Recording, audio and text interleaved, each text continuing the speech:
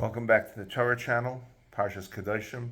This year is dedicated to the Nishmas of Amir Yitzchak ben Yaakov Zev, of Alvin Liu, my sacred saintly uncle, who passed away 3 years ago. Yesterday was his third yard site. So we're here in Parshas Kedoshim, Perek Yotes, chapter 19, verse 33, Pasuk Lamed Gimel. Chiyagar itcha ger, and if a convert will live with you, Ba'atzacham Yalayan Loisono also, you shall not pain him, do not cause him any distress. Ke'ezrak mikem yeh lachem hager, you should be as someone who lives amongst you, as a resident. Hagar itchem, lives with you, v'haftaloi kamoicha, love him like yourself. Ki gerim hayisim be'eretz Yisrael, because you were gerim, you were strangers in Egypt. Ani Hashem elkechem, I am God, your God.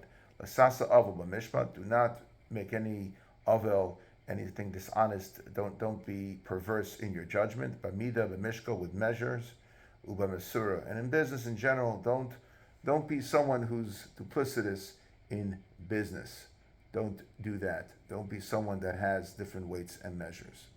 So the question is, the surah, by the way, it says Rashi, is midas halach, is a wet measure. It's a different type of measurement. But the point here is that you should be honest in business.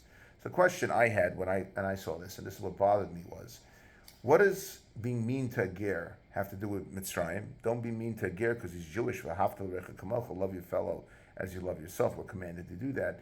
And furthermore, what is the connection between being mean, being harsh with a ger, have to do with fair weights and measures? Fair weights and measures should have nothing to do with loving a ger. A ger is someone that lives in your midst, and you should love him because he's a fellow Jew.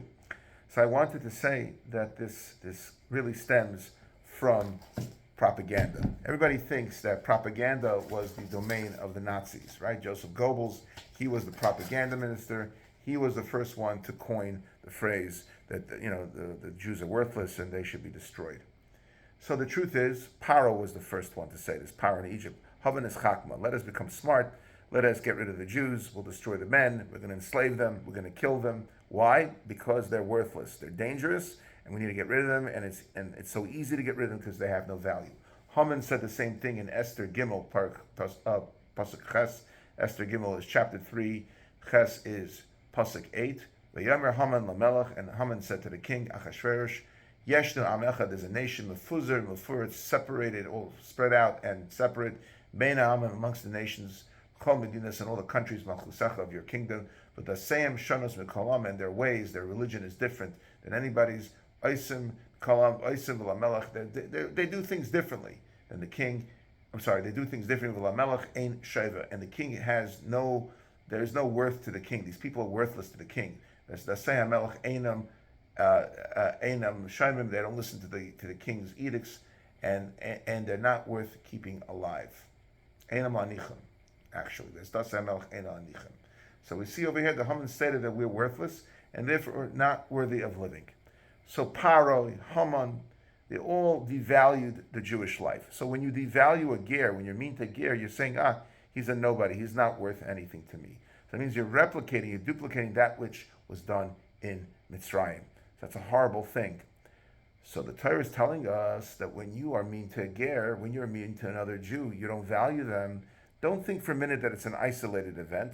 It's going to replicate itself. This cancer cell is going to repeat itself and replicate itself in business. Why? Somebody comes in to your shop, your butcher shop, for example, and you have your weights, and you look at the guy and say, he's a nobody, he's a zero, I could rip him off.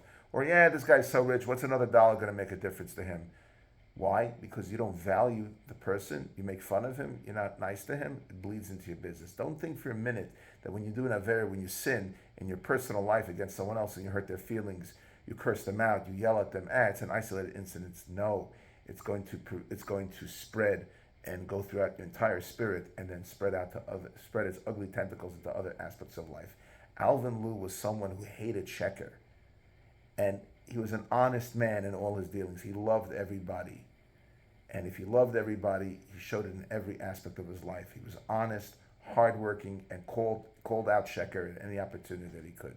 May his soul rest in peace. Thank you for listening. Have a wonderful week.